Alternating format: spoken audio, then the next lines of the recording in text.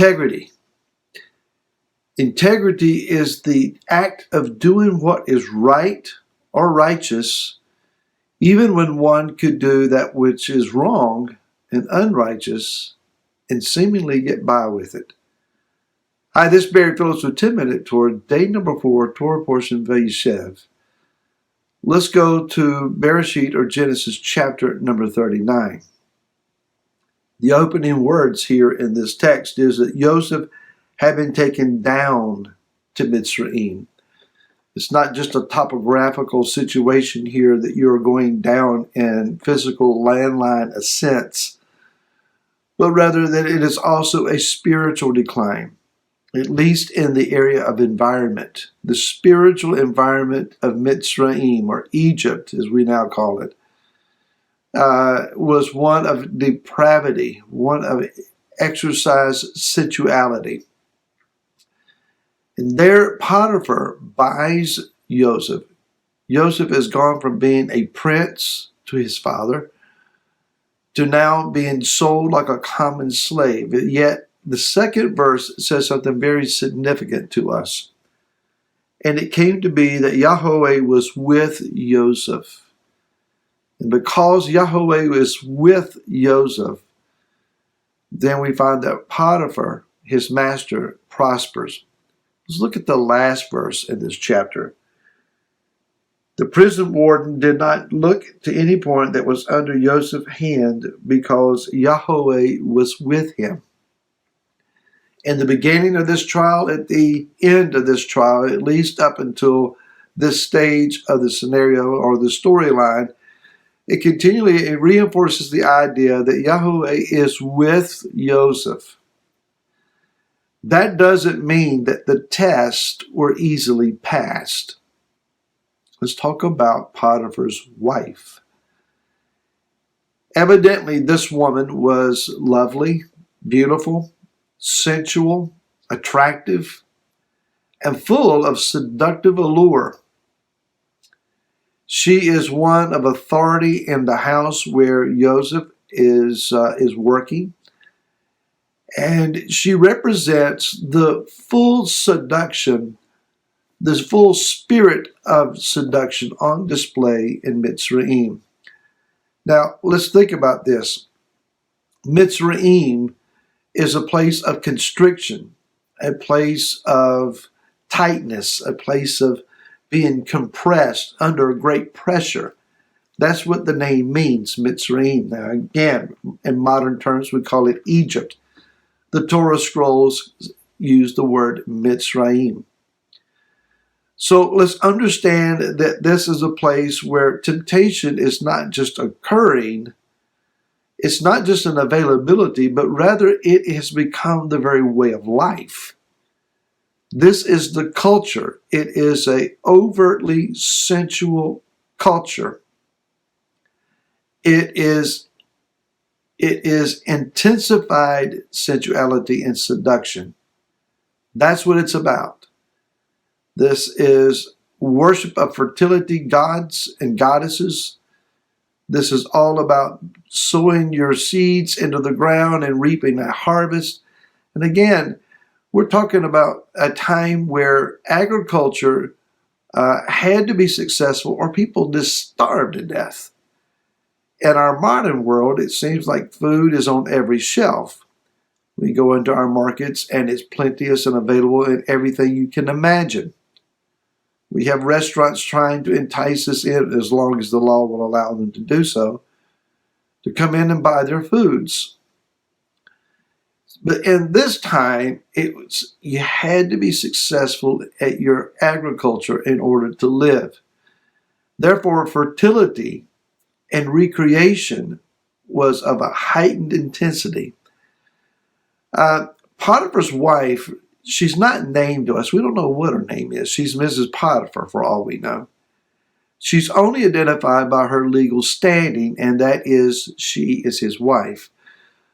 But symbolically, what she represents to us, she is forbidden fruit.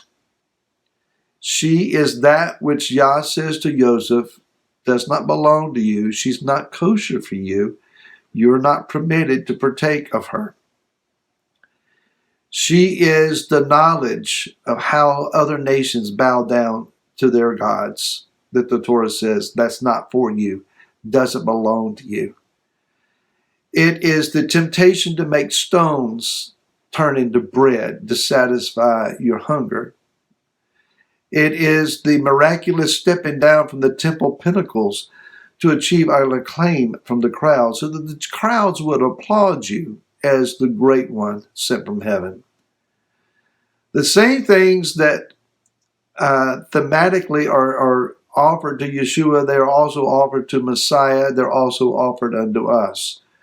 We are tempted to partake for our own pleasure. Pleasure is offered to us as if it is a necessity for our survival or for our endurance or for our ability to be gained.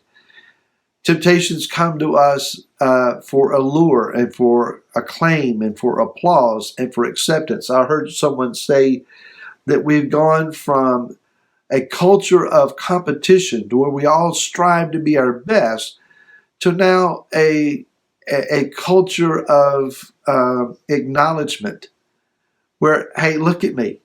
Pay attention to me. I'm right here. I want you to see me. I want you to pay attention to me. I don't want to achieve anything. I just want you to look at me and pay. So we have the whole social media set up where people just trying to get attention. That's not Yah's way. This is not the fruit that he is offering to us.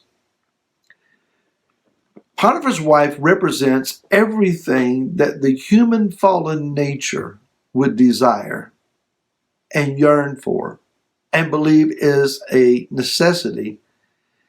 She is what no man can really blame you for, but still must be resisted. Let me say that again.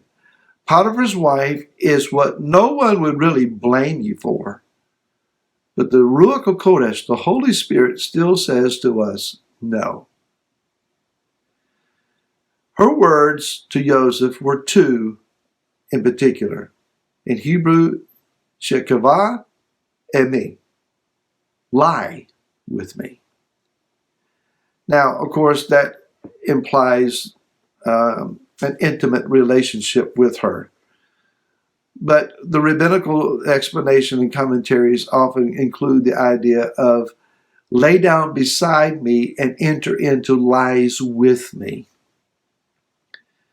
To do so, no one would blame Joseph. You know, man, you fought. You resisted. You tried.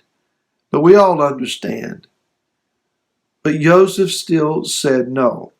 When it came to the point to where she grabbed him by his garment and it began to tear off of his body, he could have said, well, you know, I fought a good fight. I endured to the last round, but she's got me. I mean, what do you expect me to do? But rather than lose his integrity, he left the garment in her hand and fled from her presence. When it comes to the idea of fornication, the scriptures do not say for us to stand toe-to-toe and argue and debate about it. Rav Shaul says, flee fornication. Don't stand around and argue about it. Get out of there. What it comes down to is if Joseph had have succumbed to Potiphar's wife and all that she represented, then Joseph would have ceased at that point in the significance of his journey and fell into obscurity.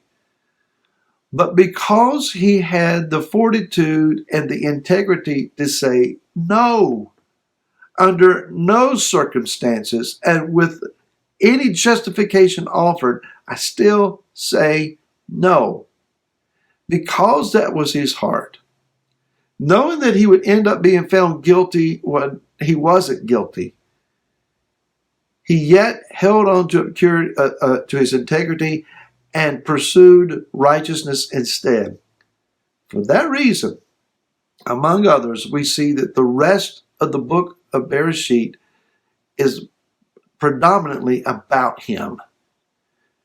Do you want to be an obscure individual who fell away, or will you choose the path of integrity and become significant? We'll finish up tomorrow. Until then, shalom.